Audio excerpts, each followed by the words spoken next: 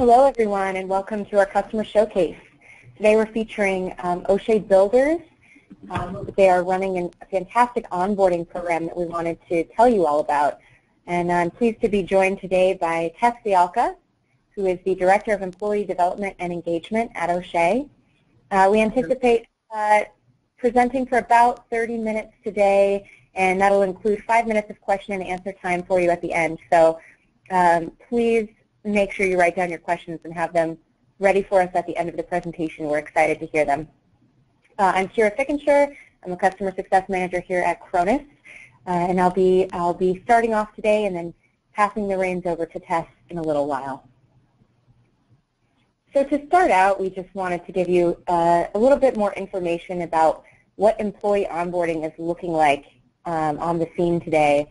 We've been seeing the emergence of something called strategic onboarding that you may or may not have heard that term float around, but even if you haven't heard the term, you've probably heard the concept, just not by that name. So the reason that onboarding is being driven today has to do with the issues that are faced by companies that don't have structured onboarding programs. What they see is a third of external hires that simply don't stay with organizations for more than 2 years. And almost a third of employees are employed for fewer than 6 months and already find themselves job searching. So onboarding programs are designed to help alleviate those symptoms by providing opportunities for new hires to get engaged faster, to have support as far as enculturating and navigating the organization go, to get up to speed faster, and to feel more supported right at the onset of their jobs. And it really does make an enormous difference. So we're seeing more and more organizations starting to deploy structured onboarding programs of their own. We were very impressed by the one that O'Shea has deployed and thought it would be a great one to tell you all about. What strategic onboarding is a way of extending the learning time frame to deliver information when people need it to ensure that employees really are absorbing the information that they need to get up to speed faster. So it takes a structured and shorter time frame onboarding process, and it connects it through with a longer term career management, career mentoring type of initiative. So what that usually involves is creating a custom learning plan that's tailored to different sets of experiences and education that different employees have. So it often might involve also connecting that with a buddy system to help new hires navigate through the workplace, and then can transition into a career development program as well once people are up to speed.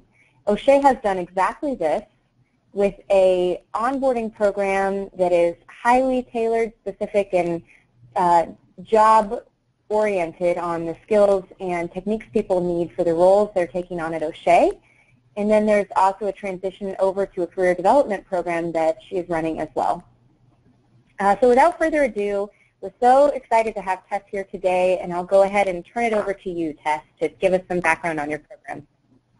Kira, thank you so very much for that very welcoming introduction. I'm just going to share a very quick little bit about O'Shea. O'Shea is a commercial construction company. We are based in Central Illinois, and the organization has been around since 1902. Now, we've enjoyed steady growth over our 113-year history. But in the past 10 years, 10 to 12 years in particular, we have been expanding at a very rapid rate. And we're moving into new communities across the region. And in 2012, we created our strategic plan for what the organization should look like in 2016. And that plan identified 4 overarching goals for the organization. And number 2 on that list is protecting our core, and that is essentially the O'Shea team, our culture, our processes, and procedures. Well, of course, you can't do that. That doesn't just happen, on a whim. You have to be strategic, and you have to be deliberate about protecting the core. Now, O'Shea enjoys an excellent reputation for quality, and we worked very hard to create that reputation. And we also enjoy a really strong culture of respect within the organization. But in the immortal words of leadership guru and author Marshall Goldsmith, what got you here won't get you there. And like many, I'm sure, on this call today, we know that to be true. And we know that when we bring new hires into the organization as strong as they may interview and as strong as their resume and their references may be, they are bringing their processes and their procedures and their biases, if you will, and their cultures from their previous organizations. And that is for better or for worse, and sometimes it can be for worse. So if we're not deliberate in how we integrate the new hires into the organization, we as O'Shea risk compromising our organization and the culture and the systems and the processes that brought us the success that we enjoy today and, of course, want to perpetuate. So as we grow and enter new markets and hire teams in those markets, our objective is to be deliberate in creating systems that will ensure that our new hires learn the O'Shea way in terms of our processes, procedures, and culture. And additionally, we really want our new hires to be actively engaged in the organization, to be champions of those processes and procedures and be champions of the culture, because they've been integrated into the organization and they appreciate what this organization is all about. And again, that doesn't just happen by dropping someone into a position. You really have to be deliberate about creating that. And so that's what brought us to Cronus, because we were looking for a framework where we could create this system and perpetuate this system and bring it into the 21st century. So in December of just last 2014, we purchased our Cronus software and we began creating a system for onboarding and employee development. Now prior to that, O'Shea was a typical organization, small business, growing quickly. We've got about 150 employees, so we are not an international player, but we've grown quickly. And so there was really no good formal system for integrating new hires into the organization. Yes, they would complete all the necessary forms, and yes, they would be taken to lunch, and yes, they'd spend a little time with their supervisor and all of those kinds of things. But a structured plan to train them and ensure that they were really prepared to achieve specific outcomes that we wanted and that we were looking for and that they really need as new hires to have that and feel that sense of success, and to do so in a specific time frame. So like I said, it was a classic case of small business growing quickly, and some of our key systems were not keeping up with the growth of the organization. So if we look at the goals for the program are to create a deliberate process for integrating new hires into the organization so that they can become proficient and frankly profitable faster. We want to set up our new hires for success, and we want to ensure that they're trained in the O'Shea way of best practices in terms of job setup, in terms of accounting, in terms of contracts, all of those nuts and bolts, and of course, once again, in terms of our culture. And we want to establish expectations early on so new hires and their supervisors know what success looks like. We want to be deliberate about that. It's not the new hire scratching their head and asking him or herself, gee, I wonder if I'm measuring up. Or the supervisor conversely saying to themselves, I wonder, excuse me, I wonder if this new hire is going to get it. So we want to create those expectations and create those measurements. We also want to create a process for ongoing feedback and, of course, course correction as needed. And we want to streamline the paperwork process so that we can have all of these documents and forms, and they're electronic. We get rid of that paper. And, of course, as is a growing theme, an ongoing theme in today's webinar, in that we really wanted to perpetuate the culture of the organization. So if we look at the structure and the implementation, for new hires, there are two phases. The first phase is the pre-boarding phase, and it begins with me. It's essentially phase 1 in our template in our program, and it begins 2 weeks prior to the new hire's start date. This connects the individual to the portal so that they can complete any necessary paperwork, they can read the handbook, they can watch videos about O'Shea, learn about our company, they can complete assessments. We have some assessments that we ask our new hires to complete. They can review the O'Shea terms and acronyms that we use, and they can kind of get to know their teammates and others within the organization by reviewing the profiles that are on the portal. So I remain one of their primary contacts for their first 3 months in their new job, and then phase 2 begins. That begins shortly before they start their first week on the job. And this phase essentially spells out their week-by-week training program, and this is with the various subject matter experts. Now these are mapped out under the milestones as week 1 team training, if you will, week 2 team training. And for example, the new hires' first week might involve training on our safety programs, on our contract process, how we set up jobs. It might include an introduction to our accounting system and so forth. So for each week in the training program, like I said, it's spelled out who they need to contact, what outcomes are expected, and what they need to achieve during each individual training session. While the onboarding or training template is customized for each new hire, it's important to note that I'm not creating these from scratch. For each function area or department, there are specific areas in which we know that all new hires will need to be proficient. So these were created in skeleton or general templates early on. Additionally, I'll meet with the new hire throughout that 3-month phase 1 process and just talk to them and assess how are things going. What can we do better? What do we need to improve? What's really worked for you? Again, this is a dynamic program. It's important to note that we're in our first year of this, and so we're in a perpetual state of, we continually want to fine-tune and improve and change as we go along.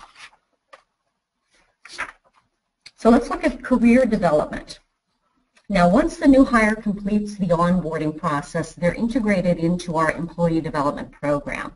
So now it's what we refer to at O'Shea as our player development program. And through this initiative, employees work with their coach. Essentially, that's their supervisor, and they identify SMART goals. As I'm sure you know what SMART goals are: strategic, measurable, attainable, relevant, and timely. And the goals are tied to 3 things: our strategic plan, the vision of the function area, or the department, if you will, and the individual's personal career and development goals, such as certifications, continuing education, if they want to go back to school and get another degree, so on and so forth. So now, we don't want to be creating goals simply to create goals. The process needs to be strategic, so it needs to support the strategic plan, and it's really important that each goal for each player, it makes sense in terms of it's connected to the strategic plan, and it helps the individual to grow as a professional within the organization. Now similarly, it's encouraging leaders within the function areas, and again I refer to function areas, departments, same thing, to really consider opportunities to improve their departments. Okay, they have to think about their vision for their department and how do they develop their people to support that vision. And it helps our leaders to improve as leaders themselves, the organization's leaders. So oftentimes, really good people who are really strong in their roles are promoted to leadership positions, and so sometimes we have to help them to develop as leaders and to think more on a global or visionary overview, if you will, rather than in the day-to-day tasks. And the program really helps them to do that as well. So if we look now at connection plans.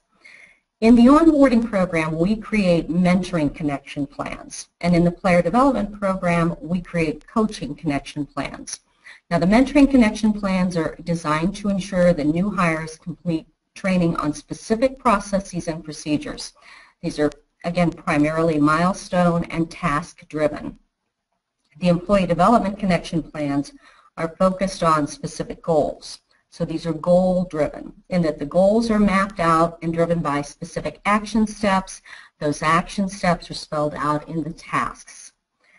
So again, since this is our first year, it's not perfect. We're learning some things as we go. We're modifying as we go. We're adjusting our templates as we go. And we're fine-tuning and continually improving as we get input from both our new hires as well as those individuals who are in the player development program.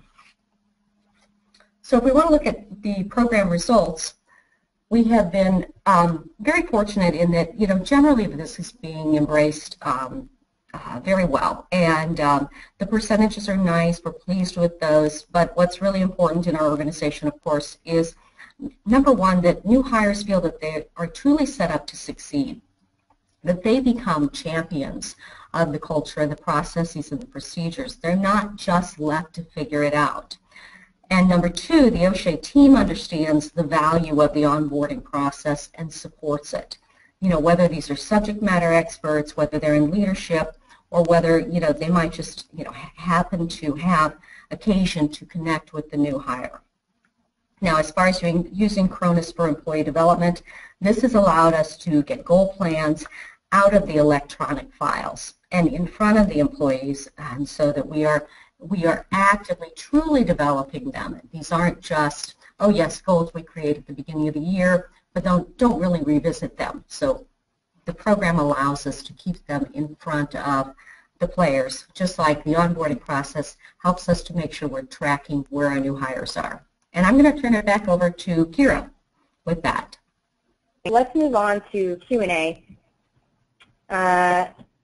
So feel free to ask your questions, and I've got the questions panel open so I can take those as they come.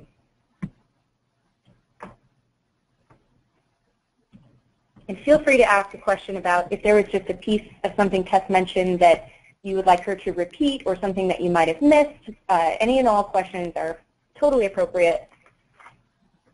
So don't be shy. Okay, looks like we got our first question in. Okay. So Tess, yes. What are some of the biggest or most interesting learnings that you've had from deploying this, both the onboarding program and the career development piece of it as well? You know, I would have to say, well, the onboarding they're both so much fun in that you're really helping people to be very, very successful and more successful at what they do. If I had to say that there's a challenge, it is, you know, the challenge is always in changing behaviors and the helping people to that maybe didn't have these opportunities.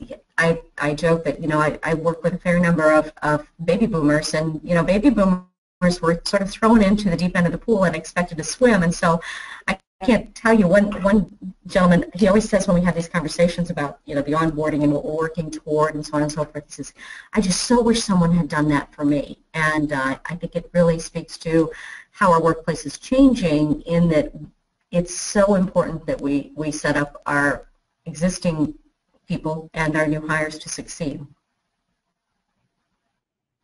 Have you noticed changes in the new hires from starting strategic onboarding compared to what you noticed prior to deploying the program?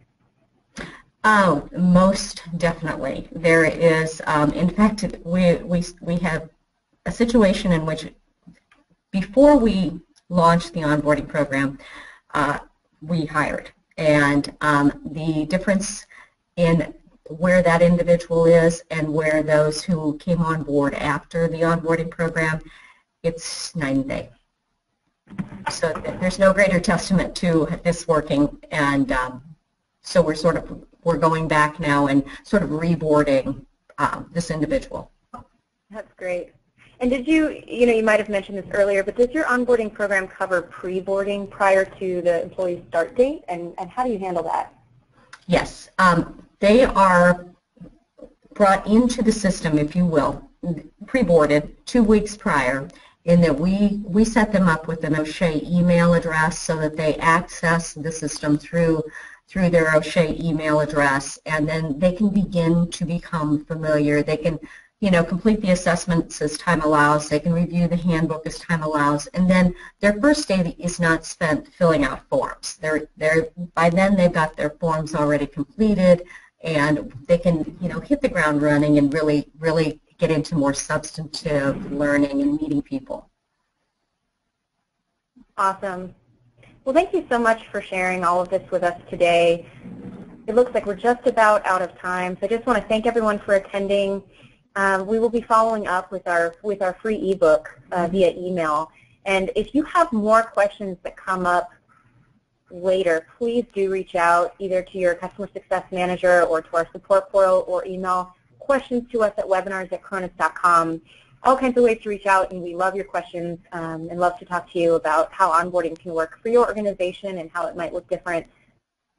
I think just one final note that I would make here is connecting these dots between this initial onboarding program that I showed you in test software with the strategic concept of connecting that through with long-term career development for employees. What Tess has done in the software, she has a separate track or a separate program set up that people move to once they're done with their onboarding process. And there is much more of a traditional program where they're connected with a mentor, and there's a pool of mentors there to serve people's needs. And they also work with their managers in that software to define long-term goals and make sure that those goals connect with company priorities, organizational goals, and things like that, as well as what the employee wants to achieve and what the manager kind of needs as far as skill set development in their team. So that's how those two can connect together to create this strategic onboarding concept. Okay, well that's all we have for you today. Thank you again so much for joining us, and we will talk to you next time.